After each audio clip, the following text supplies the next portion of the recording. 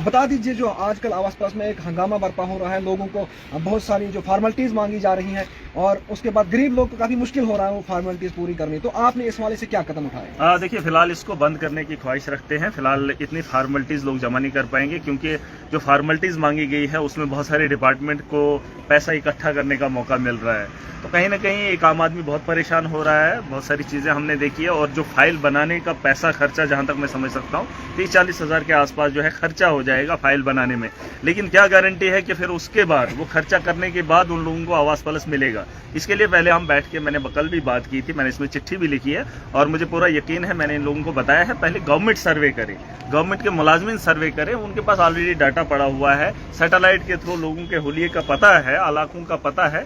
तो ये चीजें, ये बेहुदा काम करने की जरूरत एडमिनिस्ट्रेशन को नहीं है, और ना ही किसी को इजाजत है इस तरीके का माहौल बनाने की कि लोगों को इस दलदल में झोंक दिया जाए, वो फार्मेलिटी लाओ, वो फार्मेलिटी लाओ। काम बढ़ाना नहीं है। अगर कोई गरीब है उसे राहत देनी है। सरकार बनी है, सरकार में बैठे हम लोग हैं, हम तय करेंगे किस तर्ज पे जो है इसकी पॉलिसी बनानी चाहिए। मैंने कल बात रखी है, आज फिर जा रहा हूं, और मुझे पूरी उम्मीद है, और जो लोग मुझे देख रहे हैं, खास करके खिताई चनाब के अंदर ये मामला पेश आया, डिस्ट्रिक्ट डोडा के अंदर, अगर आप लोगों को सच में आवास प्लस की जरूरत है, जो लेफ्ट आउट्स हैं, बहुत सारे लोग इसमें हैं कि पहले वाले उस दौर के अंदर भी कुछ लोगों को छोड़ दिया गया है, उन्हें जमीन ज्यादा दिखाई गई है, अलग अलग तरीके से लोगों को छोड़ा गया है। सरकार का सपना था जिसका कच्चा है उसका पक्का करेंगे, और जो आम आदमी है उसका तो हुलिया आपको सबको पता है, राशन कार्ड उसके पास है, उसके पास वो घर बना हुआ है, वो सर्वे डिपार्टमेंट के लोग करेंगे। वो एक आम आदमी को ये बताने की जरूरत नहीं है कि मेरे पास घर नहीं है। वो घर का डाटा इन लोगों के पास पड़ा हुआ है, उसमें थोड़ा सा रिफॉर्म लाएंगे, बस लोगों को थोड़ा सा इंतजार करना है। ये कागजात नहीं बनाने हैं और न इन कागजात को लेने की जरूरत। बिल्कुल मेहरा साहब, जिस तरह से हमने 2 साल पहले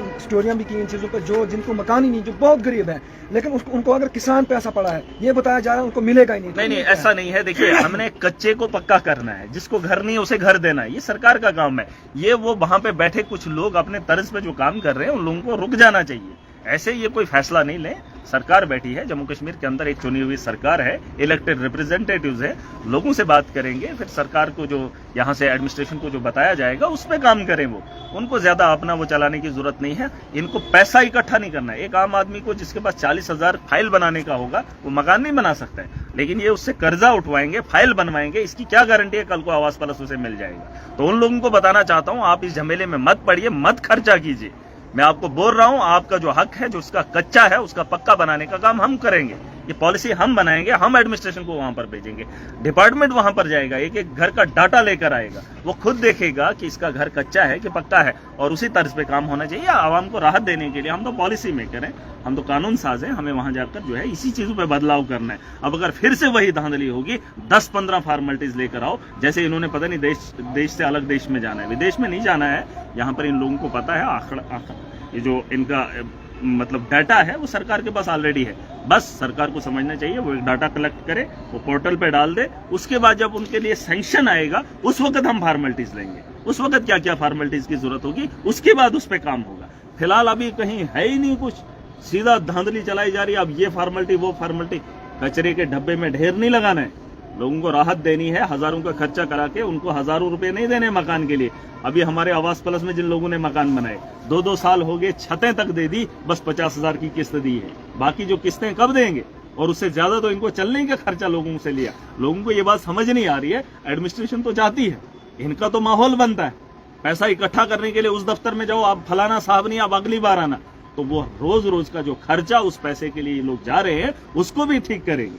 बहुत सारी चीजों पे अभी काम करना है, बस वक्त का इंतजार कीजिए, बने रहिए, भरोसा कीजिए। आपके चुने हुए नुमाइंदे हैं, आपकी चुनी हुई सरकार जम्मू कश्मीर के अंदर है, और मुझे पूरा भरोसा है कि आवाम के मफाद के लिए हर मुमकिन कोशिश करेंगे। और ये जिम्मेदारी आपकी भी है, हमारी भी है, और लोगों की है। मिल के इस जम्मू कश्मीर को खूबसूरत बनाना, ये सपना हमारा भी है, और सरकार का भी होना चाहिए, सब लोगों का होना चाहिए। लूट खसूट यहाँ पर अब नहीं होगी, और जो भी लूटने का धंधा चलाएगा, बहुत सारी चीजों पर रिफॉर्म मारेगा। ऐसा नहीं है कि अगर हमारी खामोशी है, पिछले 1 महीने से मैं लाइव नहीं आ रहा हूं, इसके पीछे वजह है, उन लोगों को बता दो। प्लानिंग सबकी हो रही है, और जिस तर्ज पे आगे काम होगा, अभी तो गाड़ी स्टार्ट हुई है, अभी गियर नहीं लगा है, पहला गियर लगेगा, यकीनन आहिस्ता चलेगा, लेकिन जब पिकअप हो जाएगा, दूसरे गियर की तैयारी होगी, तीसरे की होगी, और फुल 100 की स्पीड से हम भागेंगे। और इनको बता दो कि अपने काम को तरीके से करो, ऐसा नहीं है कि मैं एमएलए बन गया तो खामोश हूं। खामोशी के पीछे वजह है, सबकी प्लानिंग हो रही है और जो लूट खसोट करने वाले लोग हैं एक को भी नहीं छोड़ा जाएगा। मेहरा साहब, जिस तरह से हम बात करें बिजली को लेकर जो है चनाबनी में, खास करके